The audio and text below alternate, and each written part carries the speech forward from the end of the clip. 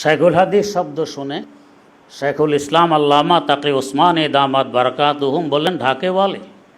জি হজরত, আপনাদের ভাগ্য কত ভালো, আপনারা মাওলানা আজিজুল হক সাহেবের কাছে বুখারী পড়তে পেরেছেন। আমি তো মনে করি আমাদের বাংলাদেশের জন্য তিনি বুখারী শরীফের ইমাম। আমাদেরকে একদিন বলেছেন যে কোনো এক সময় তিনি আমার কাছে পড়েছিলেন, এখন আরও 10-12 বছর আমার তার কাছে পড়া দরকার। হাফিজ জুজুর রহমতুল্লাহ আলাইহির কথা। আলহামদুলিল্লাহ আহলিহি ওয়াসসালাতু ওয়াসসালামু আলা আহলিহিমা আম্মা বা'দু ফাআউযু বিল্লাহি মিনাশ শাইতানির রাজীম বিসমিল্লাহির রহমানির রহিম ওয়া আল্লাইসা লিল ইনসানি ইল্লা মা সাআ সাদাকাল্লাহু মাওলানাল আযীম। এখানে উপস্থিত অনেক বড় বড় ওলামায়ে কেরাম, বুজুর্গানি দ্বীনের সামনে আমার মতো আদানা একজন তালেবুল এলেম কি বলবে? ওস্তাদে মোহতারাম শেখুল হাদিস আল্লামা আজিজুল হক রাহিমাহুল্লাহু তাআলা বরেণ্যদের চোখে কেমন ছিলেন এই সম্পর্কে আজকের এই কিতাব। ওনাকে প্রথম দেখতে পাই উজানির ময়দানে, তখন আমি শরহে জামি পড়ি। কায়েদ মিল্লত হজরত মাওলানা মুহাম্মদুল্লাহ হাফিজ হুজুর রাহিমাহুল্লাহু তাআলা সহকারে মাহফিলে তাশরিফ নিয়ে গেলেন। হজরত শেখুল হাদিস রাহিমাহুল্লাহু তাআলা বয়ান শুরু করলেন। হজরতের উপস্থাপনা সম্পর্কে একটু আগে আলোচনা হয়েছিল। ভাষার কোনো তোয়াক্কা হজরত করতেন না, যেভাবে বললে শ্রোতারা সহজে বুঝবে সেভাবেই তিনি বলতেন।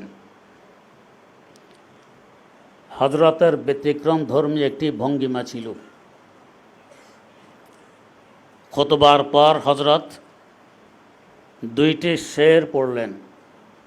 হজরত শের পড়তেন তারান্নুম সহকারে, বিনা তারান্নুম মাহফিলে শের পড়তেন না, তারান্নুম সহকারে পড়তেন। তাই হজরতের পদাঙ্কন হিসাবে আমিও তারান্নুম সহকারে সেই 2টি শের পড়ছি। হজরত পড়লেন, আমরু আলা দিয়ারে দিয়ারে লাইলা উকাব্বিলু জাল জিদারে ওয়াজাল জিদারা ওয়ামা হুব্বুদ দিয়ারে শাগাফনা কলবি ওয়ালাকিন হুব্বু মান সাকানাদ দিয়ারা। এরপর একটি ফার্সি শের পড়লেন, পায়ে সকবো সিদা মজনু খালকে গোফতা ইচে বুদ গোফতে ই সগা বগাহে কো এ লাইলা রফতাবুদ। হজরতের শের পড়ার ঢঙ্গে, এরপর অনুবাদের ঢঙ্গে উজানির মাহফিল, বিশাল মাজমা, যারা গেছেন তারা দেখেছেন, পুরা মাজমা যেন খই ফুটা আরম্ভ করে দিল। মানুষের চিৎকার, লাফালাফি, দৌড়াদৌড়ি, ছুটাছুটি। প্রথম হজরতকে ওখানে দেখলাম। সেখানে দেখলাম উজানির বুজুর্গারা হজরতকে কি দৃষ্টিতে দেখতেন, কি পরিমাণ শ্রদ্ধা ভক্তি করতেন। একবার হজরতকে দারুল উলুম করাচিতে দাওয়াত করা হয়। মোট 10 জন আলেম ছিলেন, ওফাত গিয়েছিলেন। মুফতি আজম পাকিস্তান আল্লামা মুফতি মোহাম্মদ রফি উসমানী দামাত বারাকাতুহুম সকলকে দাওয়াত করলেন। জুমার দিন ছিল, ওফাত সেখানে তাশরিফ নিয়ে গেলেন। আমি ছুটে গেলাম আমার শেখ ও মুর্শিদ শেখুল ইসলাম আল্লামা তাকে উসমানী দামাত বারাকাতুহুমের ঘরেই।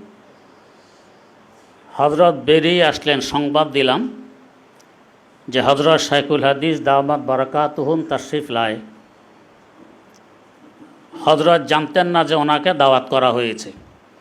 হজরত জিজ্ঞেস করলেন, ঢাকে ওয়ালে? তার মানে একটু আগে যে এখানে বলা হয়েছিল এই উপমহাদেশে শেখুল হাদিস বললে দুজনকেই বোঝায়। শেখুল হাদিস শব্দ শুনে শেখুল ইসলাম আল্লামা তাকে উসমান दामत बरकातुहुम बोलें ढाके वाले। जी हज़रत। हज़रत कैसे आ गए? अल्लाह आज तो यहाँ हज़रत की दावत है। तो मुझे तो पता नहीं। उन्हें जानते न जे आज एखाने दावत एमने छुटे আসলেন मेहमान खानाয়। এসে দেখেন হযরত শেখুল হাদিস রাহিমাহুল্লাহু তাআলা এখানে নেই। কোথায় গেলেন? গেলেন কবরস্থানে জিয়ারত করতে। হযরত ছুটে গেলেন কবরস্থানে, এখানে নেই। কোথায় গেলেন? গেছেন কুতুবখানায়। তখন হযরত আমাকে বললেন, ওনাকে আমার সালাম দিয়ে বলবে আমাকে এখন জুমা পড়াইতে হবে লাজবেলা, আমি তা দেরি করতে পারছি না, আমি জুমা পড়াইতে চলে যাচ্ছি। চিন্তা করুন, শেখুল হাদিস রাহিমাহুল্লাহ তার দৃষ্টিতে কেমন ব্যক্তিত্বের মালিক। একবার এখানে ছুটলেন, একবার ওখানে ছুটলেন, শোনা মাত্র বললেন ঢাকেওয়ালে। এরপর হযরত শেখুল ইসলাম দামাত বারাকাতুহুম যখন ঢাকা আসলেন, হোটেল সমর প্লেসে হযরত কিয়াম করলেন। রাত্রে শেখুল হাদিস আল্লামা আজিজুল হক রাহিমাহুল্লাহু তাআলা সেখানে গেলেন। হুজুর অসুস্থ, হুইল চেয়ারে বসা। কামরায় পৌঁছা মাত্র শেখুল ইসলাম আল্লামা তাকে উসমান दामत बरकातुहुम নিজের সিট থেকে নেমে হযরতের পায়ের পাশে নিচে এসে বসে গেলেন। যতক্ষণ হযরত এখানে বসা ছিলেন, হযরত শেখুল ইসলাম তার পায়ের পাশে বসা ছিলেন, উপরে বসেননি। চিন্তা করুন বড়দের দৃষ্টিতে হযরতের মকাম কোথায়। কায়েদে মিল্লত আল্লামা মোহাম্মদুল্লাহ হাফিজি হুজুর রাহিমাহুল্লাহ 5টি কিতাব হযরতের কাছে পড়ার আমাদের সৌভাগ্য হয়েছিল। বুখারী শরীফ যেদিন খতম হবে, হাফিজি হুজুর রাহিমাহুল্লাহ আমাদেরকে বললেন, আপনাদের ভাগ্য কত ভালো, আপনারা মাওলানা আজিজুল হক সাহেবের কাছে বুখারী পড়তে পেরেছেন। আমি তো মনে করি আমাদের বাংলাদেশের জন্য তিনি বুখারী শরীফের ইমাম। শেখুল হাদিস আল্লামা আজিজুল হক রাহিমাহুল্লাহর চোখ দিয়ে পানি গড়িয়ে পড়ছে, আমরা দেখতেছি। উনি তো ওনারও ওস্তাদ এবং পীর।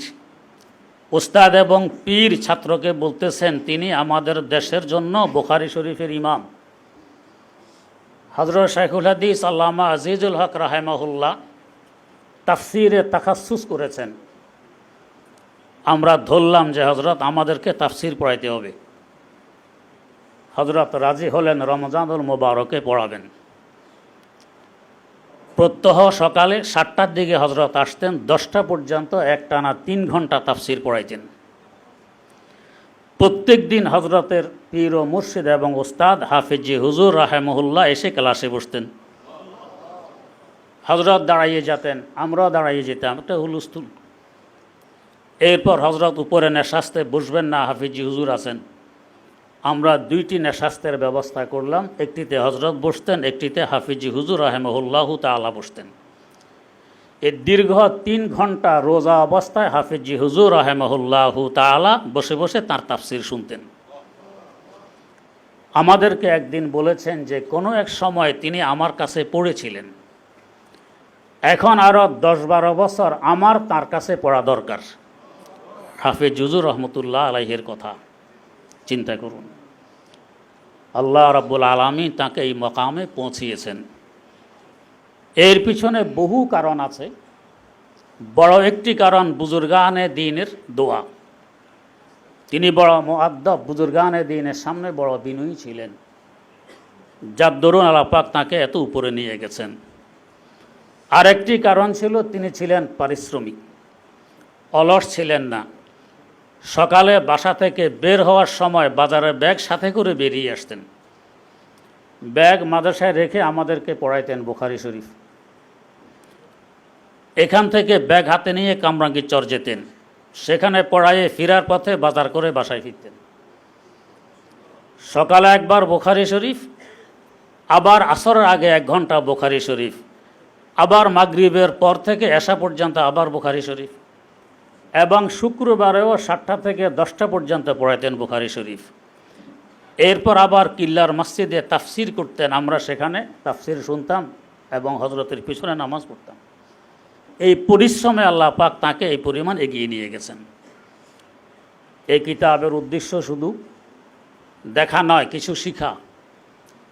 অতএব আমরা যদি তার পদাঙ্কনে বিনয়ী, নম্রতা, তাওয়াজুর এখতিয়ার করি, বুজুর্গানে দ্বীনের দৃষ্টি কেড়ে নিতে পারি, আদব রক্ষা করে চলতে পারে আকাবেরে দ্বীনের, এবং হজরতের ন্যায় পরিশ্রম করতে পারি, ইনশাআল্লাহ কিছু না কিছু হলে আমরাও মাহরুম হব না।